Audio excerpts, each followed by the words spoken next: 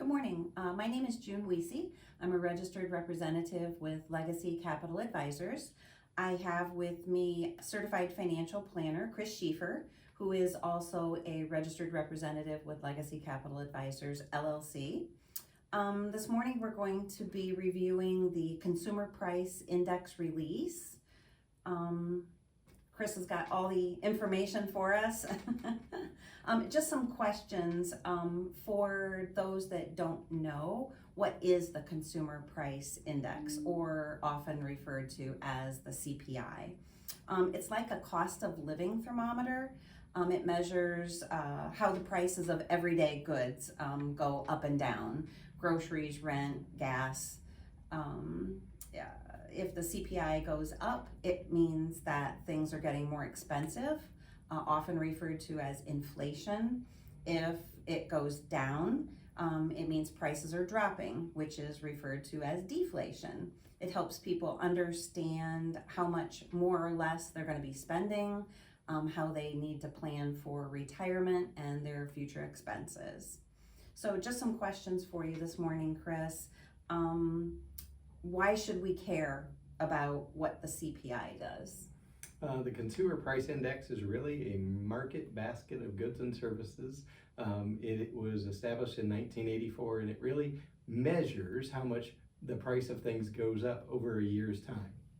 Why we all should care about that is specifically because we'll know somewhat what the estimated price of housing or vehicles or healthcare will be in the coming year. We'll know what it was for the prior year, and then they report that on a monthly basis for people to to know how much their things are going up. All they have to do is go to the grocery store, look at a loaf of bread, and know they've had pretty significant inflation over the last 3 years. Mm-hmm. So asking how CPI is going to affect me, you, the average person. Yeah. It's by going to the grocery store, shopping for a new car. So the CPI index is weighted on various things, such as the price of housing. They call it the rent equivalent index. It's really how much it costs for all of us to live in our housing units. Mm-hmm. That's at 36.7% of all the money we spend, the government estimates we're going to spend on housing. About 8.9% is on food, and approximately 8% is on healthcare. Everything else we spend is in their market basket of goods and services, and then they weight that on a monthly basis. This previous month, the amount went up by 0.3% for the core inflation rate. The core inflation rate went up by 0.2%. The core inflation rate went up by 0.3%.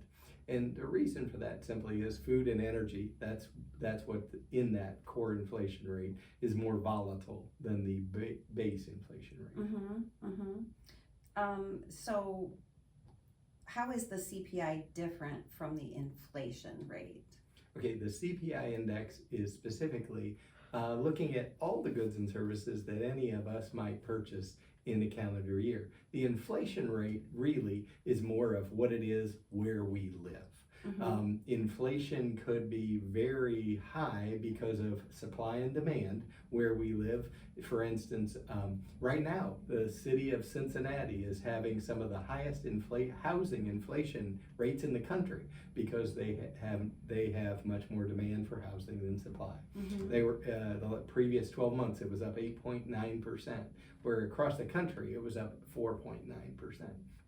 So certain places, and that's right here in Ohio, certain places in the country, though, have even seen more inflation. For instance, Miami with relocation of people to the south. So who decides what goes into that CPI basket? The CPI basket is a market basket of goods and services that someone, I'm going to say the government, came up with. Actually, I think it was in 1913 was the original market basket.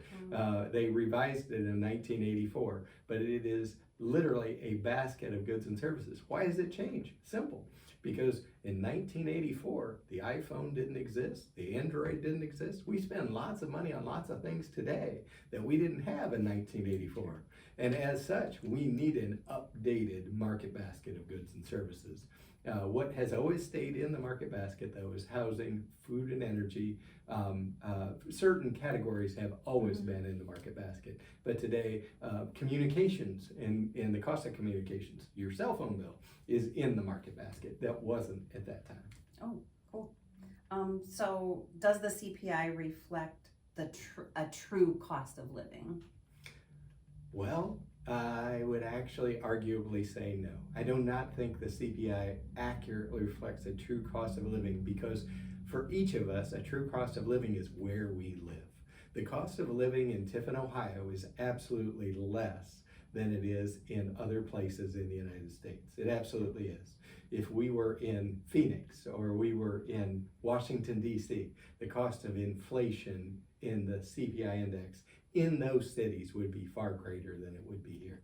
But the government, has to come up with a number countrywide. So they actually do sampling throughout the country of what the actual cost of goods and services going up are on a monthly basis throughout the country.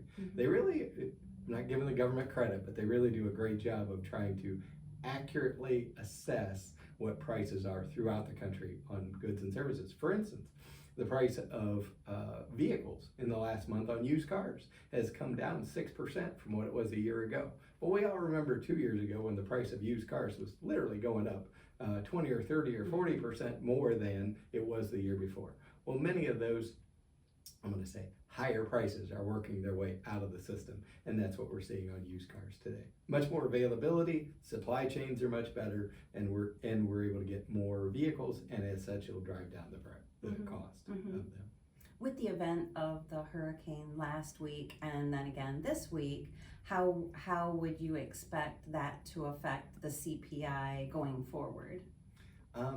Interestingly enough, it doesn't matter if you're the government or you are the big box stores, your Home Depot or Lowe's, they absolutely have built into their business models, and the government has into their business model, seasonality.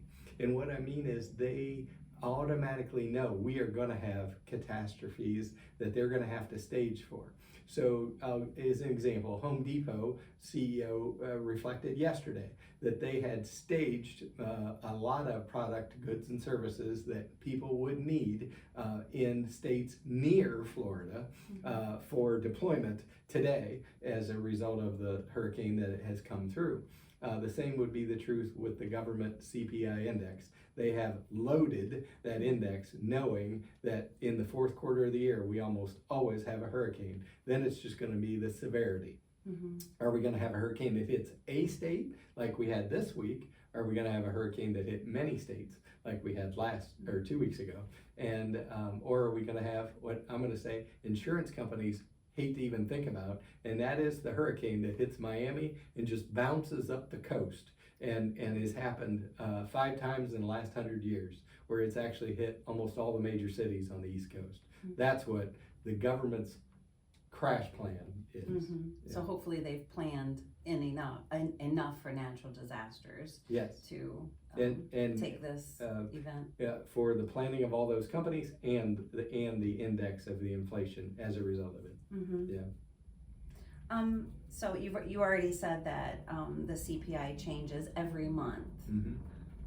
Yeah, the CPI index changes every month. They actually go back and look at the previous 6 months, and in their index report, they put out if they want to adjust those index rates or index numbers for the previous months. But they normally do not. They just, I'm going to say, utilize the information they have for that.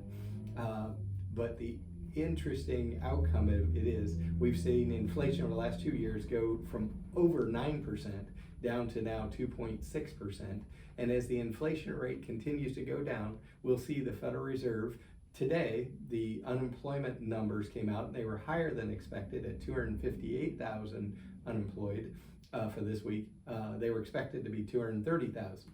So on one hand, the Federal Reserve has a higher inflation rate than they were wanting to have. And on the other hand, they have higher unemployment than they were wanting to have. What does that mean? That means the Federal Reserve will continue to lower interest rates over the next several months. and they will also be allowing the marketplace to more efficiently, they won't be constraining capital near to the point that they have been recently. Great. So how, if at all, does the CPI affect Social Security benefits, retirement benefits? Interestingly enough, this morning, the Social Security Administration released their numbers for 2025. So the person receiving Social Security benefits in 2025 will see an increase of 2.5% on their Social Security benefits, and that's exactly whatever you're receiving, you'll receive 2.5% more in 2025. Where does that come from? Some of that comes from the Consumer Price Index, but some of it comes from the actual inflation index of people that are over age 65. People over 65 traditionally have a lower home housing costs, and they have higher healthcare costs. So it's not exactly a inflation adjusted rate from the CPI. Their rate oftentimes is close, but it's not exactly the same.